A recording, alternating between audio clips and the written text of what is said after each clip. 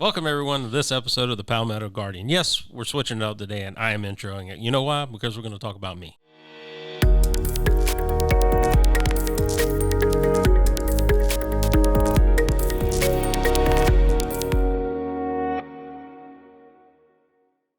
Welcome, everyone. I'm Sergeant Chelsea Baker. And I'm Specialist David Erskine, and it is November 1st. It is. And, I usually don't use dates but when we do these, but there's a reason I use the date, because I have 14 days. 14 days? What do you mean? Until I go on vacation. Oh. Yeah, just rub it in my face, why don't you? My annual Thanksgiving trip, 2 weeks in the woods. Yeah, it sounds like fun. I don't remember the last time I've been camping. We used to do camping all the time when I was little, and then we moved to South Carolina and just stopped. Which is weird, because we probably have more woods here than you have in where? Charleston, Philadelphia? No, Pennsylvania. Pittsburgh. Oh, that's right. You're a Steelers fan. Yes. Oh, I was watching a movie last night. It took place in Philadelphia. That's why I was like, oh. Oh, you know for sure that I'm not from Philly. We've had this discussion a million times, and you know for a fact you're just trying to push my buttons. Your buttons. Speaking of buttons, there we go. But no, I'm ready. I know. I'm ready for the break. This year has flown by so fast. Like, I cannot believe it's already November. So I won't be on a couple podcasts around that time frame. Well, I mean, unless we pre-record while you're gone. No, we're not going to do that. Oh, you're thrown in the towel? No. You have vacationitis? Yeah, I have vacationitis. It's way too close. But, like I said, and I think we talked about it before on the podcast, part of this vacation is not just point of vacation, but it's remembering. Mm-hmm. And my grandfather, he's one who obviously started taking my dad, and of course he went up until I was about 10. I think he passed away right around when I was 10. But oddly enough, my grandfather was actually in the Army Air Corps. Oh, okay. Back in the day, mm-hmm. Which is, for people who may not be tracking their history, that was what the Air Force kind of was. Mm-hmm. That's what broke off and became the Air Force at some point in time. But he was a carpenter. I guess the Army Air Corps needed carpenters. I mean, they were flying wooden planes or something. I don't know. But someone has to make those offices look pretty. Somebody has to. Yeah, he did. So he built a lot of stuff when I was coming up. He taught me a lot of things about carpentry and fixing stuff. And mm-hmm. I showed him a few things, I showed my dad how you can put sand in a lawnmower and it still work afterwards.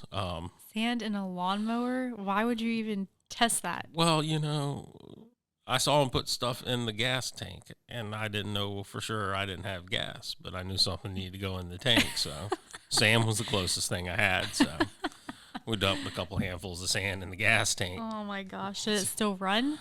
After my dad fixed it, yes, it did. Oh, okay. Oh my gosh, that doesn't surprise me at all. Used to aggravate the mess out of my grandfather, old school man or whatnot. And me and my cousin stayed with grandparents when we were coming up, like in after school, and they'd take us back and forth and stuff. And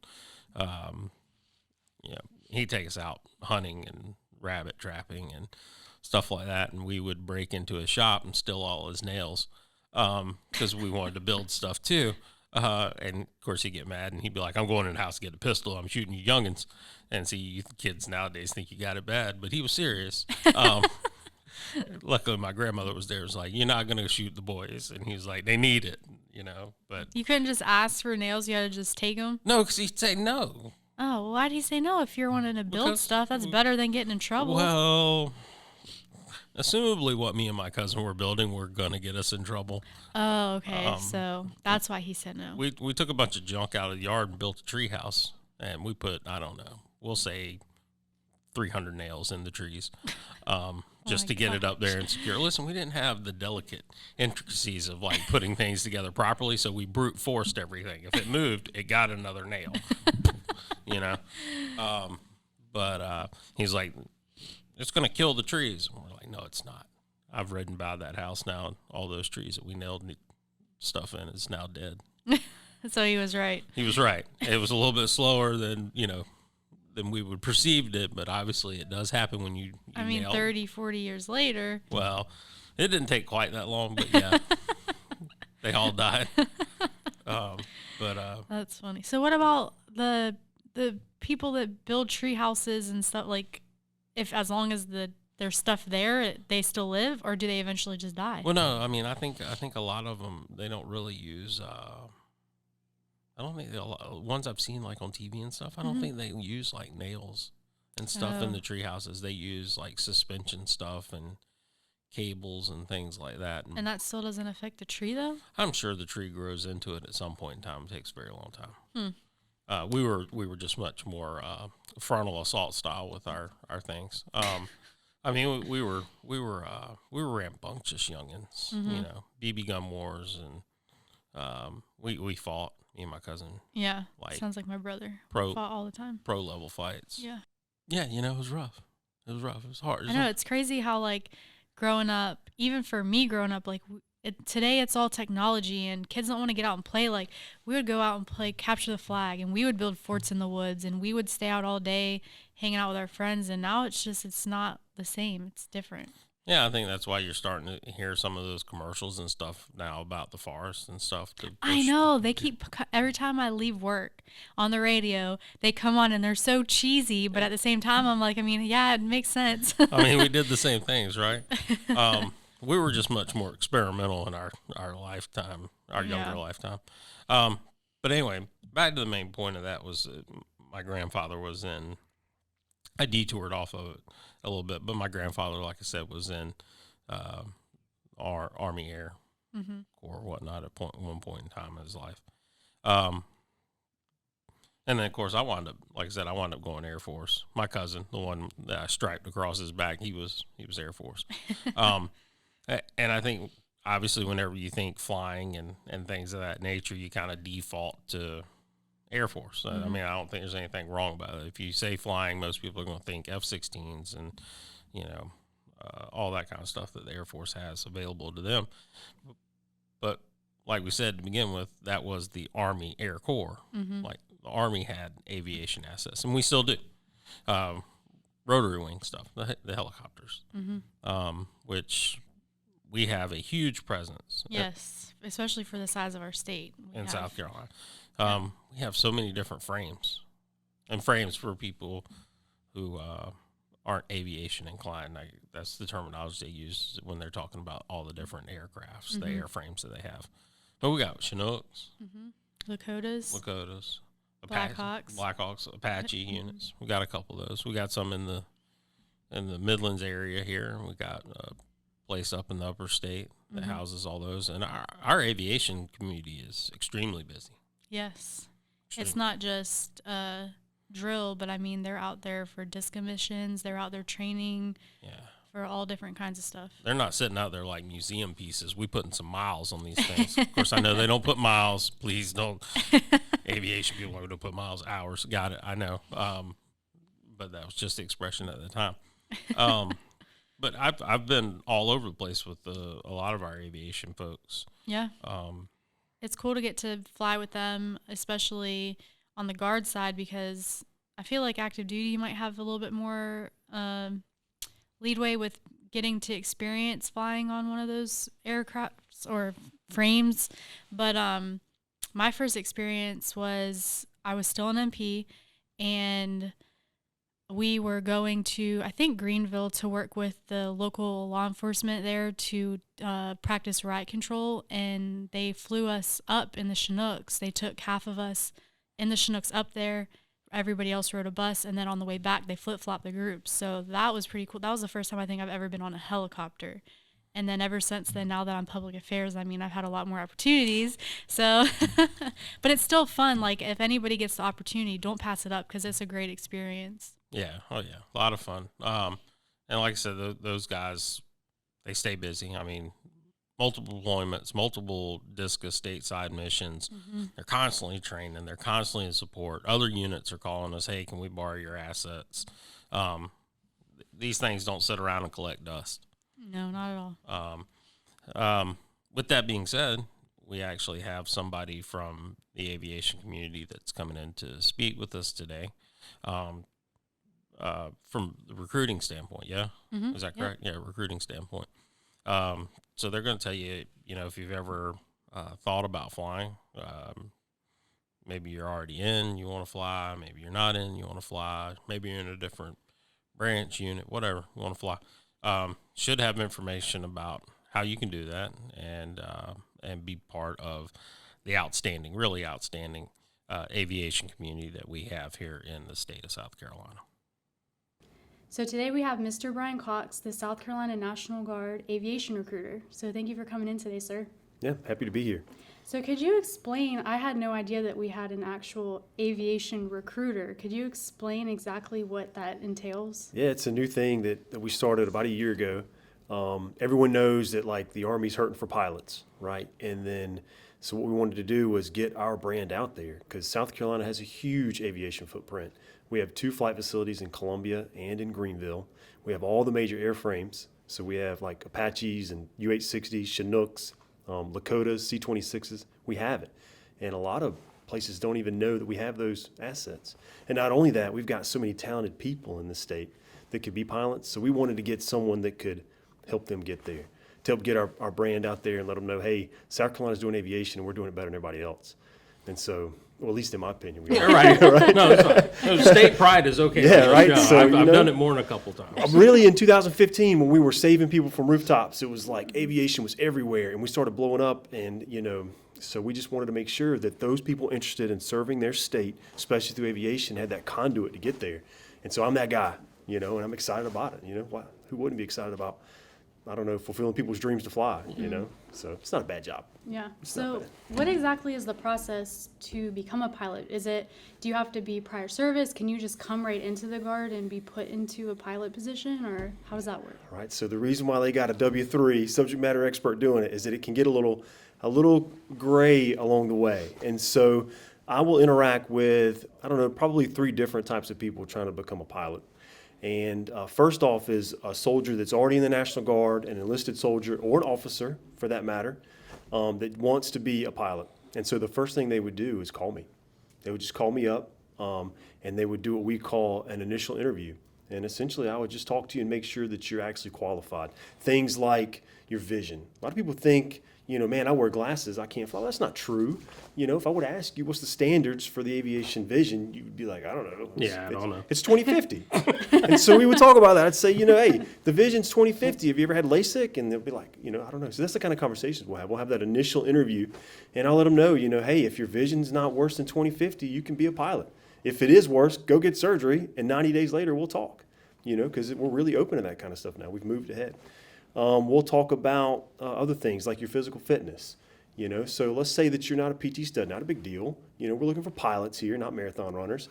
But if you can do 80% in each event of the 3-part APFT, at the moment we have not addressed the ACFT yet.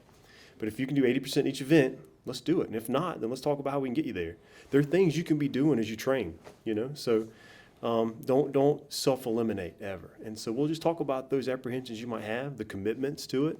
It's a 6-year ADSO after you finish flight school, but flying an Apache, that time flies by pretty quickly, So I've been doing this almost 10 years now, and it doesn't even feel like it, So the first step is to call me, and we'll talk about those things. Once we get you on a track or a plan, as I call it, then you'll kind of go on with it, and then I'll follow up with you, and I'll help you along the way, whatever you need. So that's for soldiers that are in the National Guard already.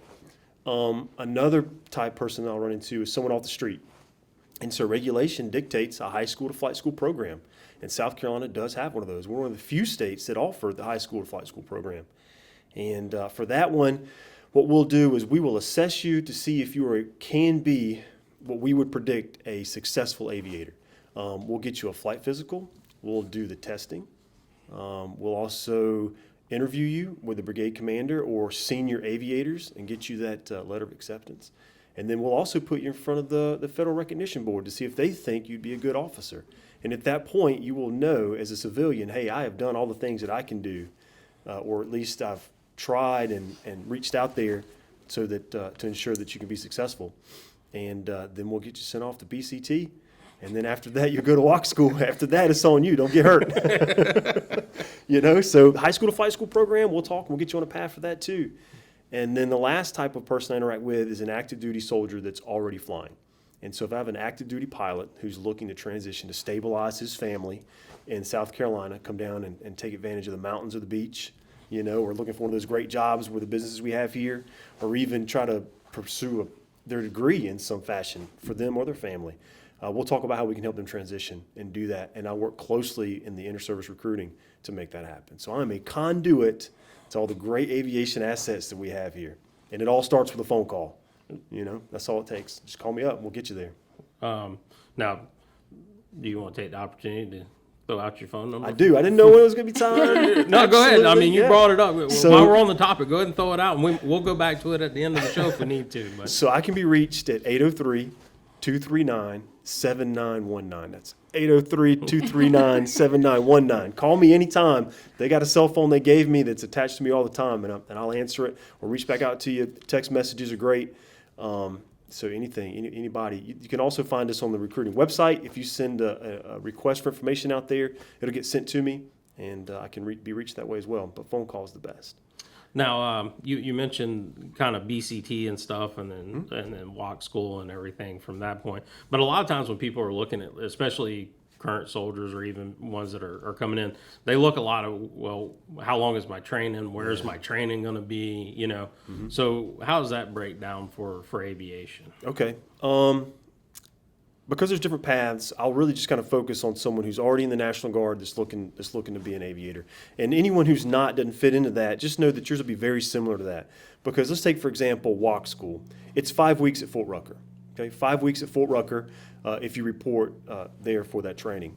But let's say you're already in the service and you want to continue your AGR job, or you want to continue your technician job, and you don't want to go to Fort Rucker right away for 5 weeks. So we have the RTI program, the Reserve Training Institute there, and they will do a 1 week in a month, and then 2 weeks in I think it's Arkansas or Alabama they'll do for there. It's very similar to PMA, right? Everyone's familiar with the OCS program. It's very similar, but for walk school. So you can do either one of those, whatever fits you best. So 5 weeks at Fort Rucker, or you can do the 6-month program with the RTI out at McCready Training Center. Flight school. So after walk, you may roll right into flight school. You may not. We may bring you back for a little while. It just depends on what slot we can get you. But you will PCS move to Fort Rucker, Alabama. And Fort Rucker is a nice base because even though there's AIT there, most of the people at that facility are senior in rank. Okay, they're either senior NCOs training at the schools, or they're pilots and warrant officers, other officers.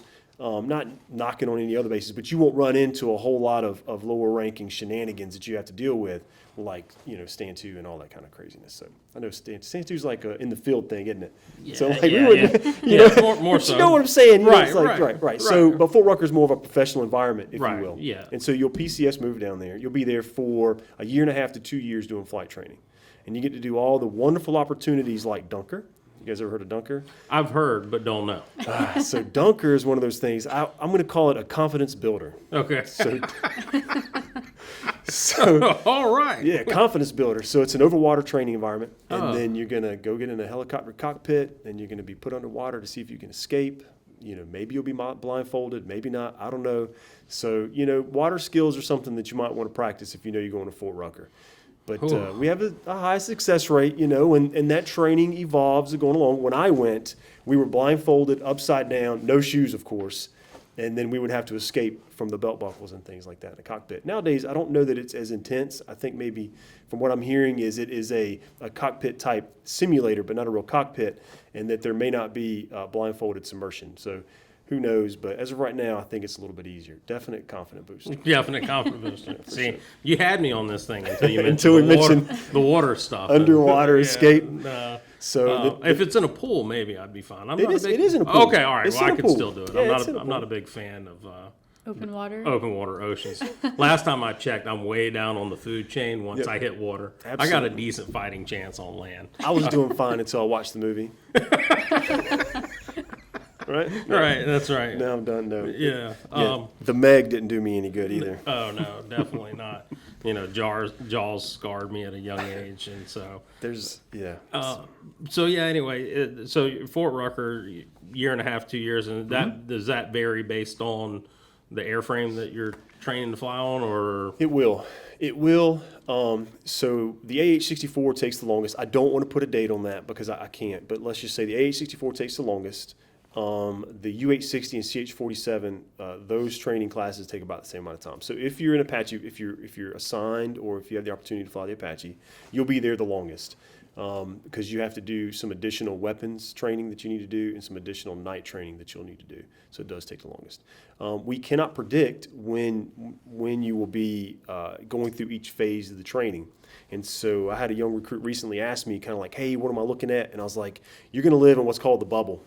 And so when you get down there, you're going to live in what's called the bubble. And so you'll finish some training, for example, you'll finish walk school, and then you'll be waiting to go to Dunker. And you'll just be kind of, you'll have a set class date.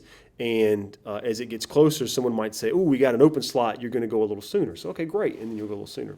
Same thing goes for SEER school. You'll be a SEER graduate when you come back from flight school, which is a nice little feather, really. It's a really big confidence booster that the SEER school is. But anyway, you'll do SEER school, and then you'll roll into your follow-on training as such. So we can't predict exactly when you'll start each phase of the training. There's so much training that occurs. But we do know you'll be there between 18 and 24 months. 18 months. Most of my guys and gals are taking about 18 months. Okay. So yeah. Now, you mentioned, dang it, I did it again. I had the question. The whole time he was talking, I had the question. That's why you got to take notes. As soon as I'm rambling along, too. As soon as it became, I know what I was going to go to. I was kind of curious. A question you get a lot as far as like, well, can I pick what airframe I want to fly? Yeah, I was going to ask that too. Yeah, see, that's what I was thinking. Yeah, all right. So we're on the same page. Yeah. We both have that question. I have a spiel. Okay. Everyone has spiels, right? Here's your spiel. So when I deal with a cadet, say like at USC or Clemson or the Citadel, and they ask me what's the pros and cons of going National Guard to active duty, well, we'll talk about the family life and the things you can get from being in the Guard that all of us already know they're in the Guard. So besides that, we'll talk about aviation specific. And so whenever you interview for the pilot slot or flight training, you'll meet the senior officers and such, and you'll express a great desire to fly a certain airframe. And you'll come in there as educated as possible, and you'll plead your case. And at that point, that leadership will say, you know what, you do know a lot about that airframe and the mission, and you do seem passionate about it, and I do have a slot for you. And they will assign you a paragraph and line number in a unit for that airframe. That's very unique. The active duty does not do that. And so Army willing, you will go through that program, and you will return to fly the airframe you were assigned. Very few times, and I'm saying maybe we'll just go very few have I seen that not occur, and usually there was some sort of other circumstance that made that not work out. And so when you go to flight school, you will know the airframe that you wanted. And there's a moment when you get that letter of acceptance, and if that airframe is just not what you wanted, if it really, you would rather do something else other than fly that airframe, you're welcome to respectfully decline. No one's ever done that. Because flying for the National Guard in general is just such a rewarding thing. And so, most of my candidates aviation's all they want to do. They're very passionate about it, regardless of the airframe. But we do have some people, some legacy. My dad flew, Blackhawks. I really want to fly Blackhawks, or they grew up in that community. For example, I have a soldier who was a part of the South Carolina Helicopter Aquatics Rescue Team. Mm-hmm. Say that really fast. Yeah. Our SC Heart team. So he's been doing that his entire career. And he's ready to transition and become a pilot. And he expressed to those senior officers, hey, this is what I grew up doing. This is what I love to do. And they were like, we agree with you. You absolutely need to be in this airframe. Yeah. So that's the kind of thing. And he knows that now. As he goes forward, he will be continuing on, not only with his enlisted experience, but as a warrant officer, as a pilot, he's going to be doing that as well. That's pretty cool. That is something, I guess. Now, you mentioned SE Heart and stuff like that. And I don't know any statistics or anything. This is just perception of events when I say this. But it seems like you have the opportunity with the Guard to do a lot more real-world flying, especially with like all the disc missions and stateside stuff that we do. And you mentioned SE Heart, and I know the SE Heart folks do training all over the nation. Yes. And help out and stuff. Am I incorrect in saying that, or am I wrong? If you need to correct me, correct me. No, not at all. Don't ask me exact statistics Right. off the cuff. However, no, you're not off on that. And so our lift community is, I mean, just watch the news. Just Google South Carolina Aviation. And then if you want me to hash it all out with the floods and the hurricanes and the fires and the rescues that we're doing for hikers, our lift community is knocking it out of the park. Not only that, our Lakotas, which not many people are familiar with, our Lakotas are also doing the video. I have to be careful not to call it certain things, but our video where the command is able to see that video during the search and rescue operations. They're also doing hoist operations. Oh my goodness, they are out there saving lives. I get excited just thinking about it. They are doing the thing, okay? So our Apache community, our Apache community stateside, we're working with Tier 1 operators, routinely working with Rangers, and we're working with 160th, and we're working with other entities with letters. We're helping them in their training environment too, because they don't do standard training on the post all the time. Like, that's not what they do. They get out there amongst you. Some of you might remember, I think it was maybe 2016, that there was some training going on in Colombia, right? And it was out on the news and stuff like that. We were helping support that training. And so the Apache community is helping those organizations as well as they continue to progress in our fight against terror. I've been on every airframe that we have in South Carolina National Guard minus the Apache. I know everybody is like, how can we get on that? But no, you say that.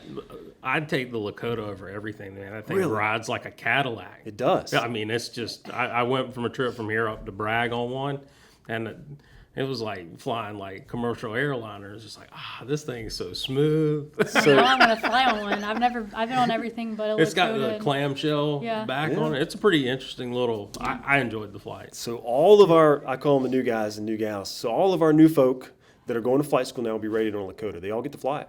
Oh, that's They awesome. sure do.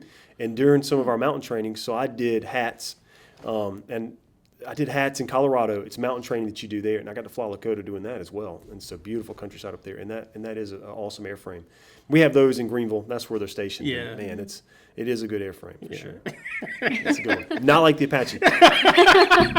Best day. I was gonna say, obviously, we're biased somewhere here from the definitely industry. not an Apache, but it's a very good airframe. Best day in my military career, I would say by far. I think it was March of 2012, and we did this thing with incentive flights. It was approved. It was approved at all levels. And so we had just finished closing out Iraq. We're sitting in Kuwait waiting to see what Iraq, and we were waiting to see what was going to happen in that theater. And so we decided and got it approved, command did, so that our crew chiefs could do what's called incentive rides in an Apache. And so we took our enlisted soldiers that were really excelling, and we put them in the front seat of an Apache with a senior aviator and took those guys out for a flight. We changed roles that day, and so I got this wonderful photo. But I'm a crew chief, and I got my crew chief in the front seat like a pilot, and they're grinning ear to ear. I'm grinning ear to ear. Everybody decided I was skinny, like it was great. It was great. Those are the old days. Those are the old I don't days. know. We need to figure out how to bring that back. Oh man, it was really good. Now, something I want to talk about, maybe kind of a stigma. I think a lot of people, when they hear military aviation, they immediately default that it's an all-male community. I personally know two female aviators. One that's actually should be coming back here shortly that I was friends with, and she was enlisted here, worked in the R&R section and stuff. So, yeah, explain that. It's open. Absolutely open. I'm sitting here trying to think of the number right now. 3, 4. I think we have 4 or more Apache female pilots right now. One of the first. I guess we're going that route, but we have Apache pilot and commands females, and so very open. Of course, we're open. So when I deployed to Afghanistan this last time, one of my commanding officers was a female, and she was also my co-pilot. And so we did lots of great American work in Afghanistan together in an Apache. Yeah. Is that you say it like that? Yeah. We did good work there. Yeah. We did what we were there to do. You accomplished your mission. And let me tell you right now, and all of us in the military know this already, but just in case, when it comes time to do a job, I could care less. I can't see what's going on underneath that OD green or that helmet. All we're doing is putting rounds down range. And so if you're doing the job, you're doing the job. And so we've got several females that are knocking it out of the park, company commanders that are doing it. Like I said, commanding officers and such like that. So yes, we have a strong female presence and looking for more. Yeah. Absolutely. So for all ladies out there, don't let it discourage you. Is basically, if you have that stigma that this is a boys' club or it's nothing but guys. Come fly with us. Absolutely. Come do cool stuff. The Chinooks, Apaches. Come on now. Lakotas. Fan of the Lakota. I would be more of a fan of the Chinook, but I've been on it so much. I mean, it's awesome. It's an awesome aircraft. I mean, it does it all. I used it like for transportation back and forth to work for, it felt like a year, because they were doing so much training. It was like, you show up to work, go get on the Chinook. I was like, y'all know I don't belong to aviation, right? I'm just public affairs. But it was awesome. It's still an awesome airframe. It can do a lot of stuff. People, Really can. I think people underestimate the Chinook sometimes, and The Army doesn't. The Army knows. I mean, they use the that's- mess out of it. Yes, they do. That is a workhorse, and we have a wonderful unit in Greenville, South Carolina, and so the Chinook is a wonderful airframe too. Still not an Apache. We're back to this. I'm working. I'm going to go through every one of them until we agree. Yeah. That's wild. Obviously something else that goes into whenever you're talking about coming over to a new career field, whether you're enlisted, headed, or somebody new coming in, is obviously kind of career progression and how all that works. And I think aviation's a little bit different beast because you can have chief warrant officers and officers, pilots. So if you don't mind. Absolutely. No, I don't mind at all. And so as a junior officer, whether it be a warrant officer or as an O-grade officer, if I may, you both will interact equally in a line company. And so your lieutenants will be your platoon leaders, and our senior lieutenants sometimes become the commanders, especially if they have that experience under the belt. But they will be junior officers together in the line company. Where those things start to separate is as that lieutenant becomes a captain and a senior captain and they move on to staff, that junior warrant officer will stay in the line company. And so the way I describe it is the warrant officer will be your rock, your foundation of experience and technical expertise. He or she is not moving very often. They're staying right there. Where your O-grade officers will be there with them for a period. They'll move on for some other leadership opportunities and their broadening assignments. They'll cycle back through the line company again as a flight commander, most likely. And then they'll move on and do something else. But that warrant officer, he's been there the whole time, the whole time. So I've been in a flight company now going on about 9 years. 9 years I've been in a flight company. And so as those officers come through, they have experience that I don't have, and I've got experience that I've been honing over years, and we become a really good, cohesive unit as I advise that officer, and then he takes his leadership and focuses me, what I consider a sharp instrument. He focuses me on whatever task he needs to get done or whatever mission we need to accomplish. Really unique setup that we have. So officers and warrant officers, whatever you're looking for, we can get you there. For my officers out there that are looking for a change, we are recruiting you guys. Come on over. We'll make you a warrant officer, send you to flight school right away. There you go. There's your opportunity. Yeah. I did it again. That's okay. So if it's cool, I want to talk about the active duty soldiers that might be trying to come over. Sure. Yeah. Let's go So that way. it's very well known. There's no need to hide it. It's on the cover of Army Times. It's covered in the news. The active duty pilots are leaving in droves. And they're going to the airlines, are they not? I mean, everyone knows that. The airlines are hurting for pilots too. And so there's a great opportunity in the aviation community to excel. That's what happens when there's vacancies, you excel. And so as those active duty pilots start to transition, just know that the National Guard, South Carolina National Guard in particular, has all the major airframes. So if you've flown it, we got it. Right, and if you're looking to continue your military career, if you want to continue investing in your retirement after 12 or 13 years, this is a good place to do it. If you want to continue maintaining good health care for your family with TRICARE Reserve Select, this is a good place to do it. We can continue helping you fly and helping your family get that stability they need. And we're working closely with the Rotor Airline Group, if I'm allowed to name drop that. We're working closely with them. We'll be at their conference in October down at Fort Rucker, Alabama. So we understand the changing environment of the aviation field, and we're very open to helping those active duty pilots transition and stabilize their family. We're offering incentives, which is AKA money, Right. to help those that need it, and to really entice them over. And we're hiring full-time positions as well for those MTPs and IPs looking for that same stability. Huh. Yeah. Now, is there, as far as part of the requirements, is there age cutoffs, and do they vary based on whether you're coming from here or there? Or? So if you're a pilot and you can fog a mirror, come on over. Gotcha. It doesn't matter. But if you're looking to become an aviator, we need to get you to flight school before your 33rd birthday. There are waivers available. Time's ticking, Baker. Time's ticking. There are waivers available on a case-by-case basis.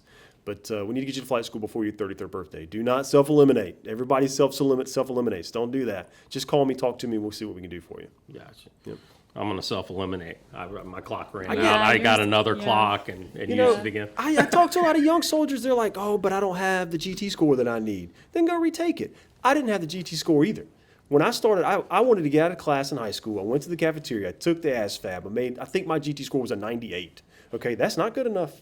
But, I went and retook the ASVAB and knocked it out of the park. And so we can hook you up to retake the ASVAB anytime. We do it at the Fort Jackson Education Center. Go out there, retake it, and I promise you're going to score better on the ASVAB this time. We'll get you that 110 GT. Same thing goes for the SIFT test, the selection instrument for flight training. Same thing. We got to hook up at the Fort Jackson Education Center. We'll get you some study guides and have you take the test. And I promise, if you study, you'll be just fine. It's an Army test. It's not that bad, Yeah. It's an Army test. So, for sure. Y'all looking for any drone pilots out there? I happen to know one. What's crazy? What's crazy is that the RTI does have the UAV school out there. They work with the Raven. It doesn't interact with the airframe like the bigger airframes, like the Shadow or the Reaper and such. But we are moving in that direction. I've been a part of some briefs, and we're really trying to integrate that. Matter of fact, the attack battalion is supposed to have the larger UAVs assigned to them. And hopefully South Carolina National Guard gets those soon. We are working heavily to get that. That is a program that we're moving forward with. And we worked closely with them in country with our oh crap, I just lost it. Anyway. See, it happened to you too. Yeah, it's not just me in this. Right. I feel much better now. I don't know if you did that for confidence boost for me, but I appreciate it. Just for those guys, for my stands pilot out there that's going to give me a check ride later, I was trying to talk about MUM-T, manned-unmanned training, or teaming, manned-unmanned teaming, or air-to-air to ground capability. So we are interacting with those drones in a wartime environment. We are trying to get that asset here as well to continue that training. It's happening. It's just a matter of when. Yeah. To include the future vertical lift, where we're hoping to get the most modern Apache soon. Can't put any dates out there, right? But we are hoping, and we will be getting the most modern Apache in the fleet here soon. Oh, that's awesome. I know. She's a really awesome aircraft. It's a really good one. Waiting for that update to the Lakota. The Apache is awesome. I'm waiting for the update to the Lakota.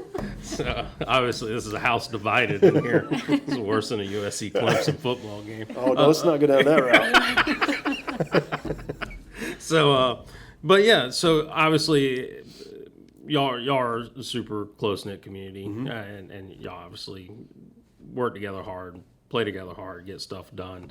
And y'all really have been a huge asset all over the state multiple times, like I said, through the storms and stuff like that. What's your hook? If you're on the fence right now, you're like, yeah, I could do this. Maybe I don't. Maybe I want to get out. Maybe I want to stay in. Aviation's cool, but I don't know. How do you take that person and say, you present to them, here, this is a good opportunity? Okay, so there's two ways to really encourage someone to come on over to the aviation community. One is money for your family. My mother was a longtime supervisor with the Richland County Sheriff's Department. Everyone knows that, and she would say sometimes, hey, don't turn down this promotion or don't do this, because it's not right, for you per se, but like, do it for your family. Sometimes you need to bring in that little bit extra cash for your family, or think about your family when you're making your decisions. And so when you said we work hard, we also get paid for that work. And so we have what's called additional flight training periods. And so I want to throw out a tag here for my enlisted soldiers too. For those that are thinking about being helicopter repair or avionics and such, they're eligible for additional flight training periods as well, because they have to support that flight training. And so that's an extra MUTA. And so when you come out to McIntyre or Greenville and you're there to support flight training, or you are flying, you earn an additional MUTA, which is a retirement point, which is money in your pocket. So, an aviator in general will earn more retirement points. They absolutely will earn more retirement points through the year than the standard M-Day soldier will, and they will get that additional pay. So that's one thing. As a pilot, you get aviation career incentive pay. Okay, and so for right now, I'm an aviator with over 6 years, because I've been doing this for about 10 years now. I'm getting an additional $650 a month in my pocket just for being an aviator. So the ASIP helps. So the money helps. Do it for your family. The next part is the satisfaction in your job. I've flown over pyramids in Iraq. I don't know if you knew they had pyramids. They had pyramids in Iraq. I've flown over pyramids in Iraq, right? Just think about that for a minute. Okay. the Buddhas weren't there at the time, but in the Bamiyan Pass, where they were, where those giant Buddhas were, I've seen that. I've been there, I've worked with those Tier 1 operators. I have flown over the ocean, I've done those things. I've seen, the Grand Canyon. I've flown all the way across America. I've flown from Fort Lewis, Washington, all the way to South Carolina, and so to see America at 1,000 feet, right? Yeah, to see that, I mean, you just can't. You can't put into words. I know I'm supposed to put in words, you just can't. and so that satisfaction of what you're doing every day, and not to mention the smell of burning jet fuel is amazing. Yeah. Okay. All right. And if you've never been upside down in a helicopter, I promise you it's a life event. And so those things, I mean, come on over. And, if you're tired of driving a truck or something, I know you're doing good work, but if you want to do something different, spice it up, earn some more money for your family, we're taking them all day. Just call me. So basically what you're saying is the coolest career field. And it's absolutely coolest. I think it's second best after public affairs. That's what I was going for. But we were gonna give him his opportunity. Okay. But they're awesome. It's super fun. I mean, I've appreciated any time I've been on the airframes and stuff, and I like our pilots. I mean, I know that's odd to say, but I'm glad you like me. It's good. But I like our pilots because especially if you're somebody that's never been on a helicopter. Because I came Air Force, and so I was used to being on fixed wing stuff, and I came over and they were like, "Hey, we're putting Black Hawk," and I was like, "No, you're not." No, I'm not getting on it. It doesn't have wings. It's not, It's not meant to fly. It's not meant to fly. But the air crew and the pilots and everybody were super awesome. And, they took Gary and joked with you and made it comfortable. Mm-hmm. And, you wouldn't think that that's a big deal. But when you have soldiers that never been on helicopters, having people that have that kind of personality and interaction, they're not only technically good at their job, but they have a certain level of customer service. And I think that's odd to say something like, but y'all do. Y'all have a certain level of customer service because you're dealing with people that don't fly all the time. Absolutely. That helicopter pilot is a unique beast, right? And so you take a guy or gal, and they have to have hyper responsibility. No matter what happens, you're responsible for that. That's a lot of stress, right? And then no matter what happens, if something goes wrong, you got to be ready to react in an airframe that does not have wings. Right. Right. And so it takes a certain kind of personality, and this person is quick on their feet. They got confidence because they have to be confident in themselves and what they're doing. They usually have some sort, a little bit of leadership in them of some sort because of that hyper responsibility, and they love their job too. And so the helicopter pilot is a unique beast, and we're just happy to be doing what we're doing. Well, that's a lot of good information. I mean, yes. I'm too old and crippled, but I think if I was younger, I think you'd have sold me on getting out of public affairs and going flying something. You would think some of my pilots are public affairs if you looked at Instagram. Oh my God, they're proud of their job. Most of the time that that I've gone out and covered SC Heart or the air show and all that, they all have GoPros and they're like, I'll get you my footage. And I mean, so in a sense, it's nice to be able to have other people. They make our job easy. Yeah, they do for sure. Yeah. But we would never break any regulations. No, never. No. We try. We keep everything up and on the straight. But yeah, just fun stuff. So if anyone was ever interested in seeing what we got to offer, I do, like the other day, Buford High School came up, we do tours. If you just want to see, like you're on the fence maybe a little bit, if you haven't seen an aviation facility, we have some wonderful facilities out there in the state. But if you haven't seen an aviation facility, you need to come check out and see what we're doing, because nobody does aviation like South Carolina, for one. And then second, the National Guard, I mean, we really take pride in our aviation because we're saving lives every day. Maybe not every day, okay, I'm being dramatic, but we are saving lives. We're preparing and training to do that. And so we take care of our facilities. Please come out and see it. Call me up, schedule a tour. We can get you out there and show you what we got going on. And that goes for junior ROTC personnel. That goes for recruiters out there. I get reached out to by recruiters sometimes saying, hey, can I bring up a group to see your facility? Absolutely. Schedule it. We'll get you set up. We'll do a tour, get a photo with an Apache, show you what the National Guard really has to offer, because I have found that a lot of people just don't know what we got. We got to get that product out there. Got to let them know that South Carolina is doing great things in their aviation community. Well, you're always welcome to use the podcast to help with that at any point. I'll work on my jokes. I definitely need to. No, so my stats. It's a rough room in here, I mean, I do this on a regular basis, and I'm struggling today. It seems like. But yeah, I mean, anything you want to leave us with, some more contact information, some how-tos and stuff. Absolutely. So again, my phone number is 803-239-7919. 803-239-7919. Okay, you can reach me anytime. Leave me a voicemail, shoot me a text message. If you go to the recruiting website, you can find me there. If you just shoot up a flare, I might find that too. Just let me know. Like, I can be found if you're really interested. And I'd be happy to help anyone. Talk to anyone about it. That's good. Well, we appreciate you stopping by today. You're always welcome back in the future. If you want to come back and talk more aviation, we can continue the debate over Lakota Apache, see where we wind up with that. But yeah, thank you. Absolutely. It was a pleasure. Thank you guys so much. So I'm glad that Chief Cox was able to come in and talk to us about the recruiting side of aviation and give us some more info on that. Yeah. Like I said, if you know somebody who wants to be aviation, you want to be aviation, whatever, this is a good starting point of information. Share the podcast with them. Yep. Or give them the link, share it to them, whatever. Because I mean, that's it. I mean, he kind of wrapped up like the process of, what you got to kind of go through and what they look at. Like I said, I think you'd be hard pressed to find a more experienced, better aviation group in the National Guards. That's right. I threw down the gauntlet to the rest of the states. I'm not ashamed. You just like making sure everybody knows that South Carolina is number one. You John Brown, right. I can't think of anything where we're losing to anybody else right now off the top of my head. I know. I feel like the last couple of weeks we've been talking to people about all these different programs and different jobs and just all these things that we do in the state. And it's crazy because a lot of times we're the starting point for it and we don't realize it. Like the engineer battalion or is brigade that's being stood up. It's like brigade. Just all these different things. Somebody that correct us if we're wrong. Yeah, on that. I think it's brigade. And then like the cyber battalion. Yeah. Was that brigade? I can't even remember. No, battalion. Yeah, but like all these things over the past couple compass. years in the compass and just all this stuff, it's like I feel like we're creating a first for a lot of things. Yeah, we're real good at jumping out there and getting stuff done. I think it's just because of the level of the execution of the airmen and the soldiers, and then of course the civilian staff and leadership in and around the National Guard. Because a lot of our stuff doesn't just happen because of us. I mean, we're a lucky state. Yes. And I really do mean that on a serious note.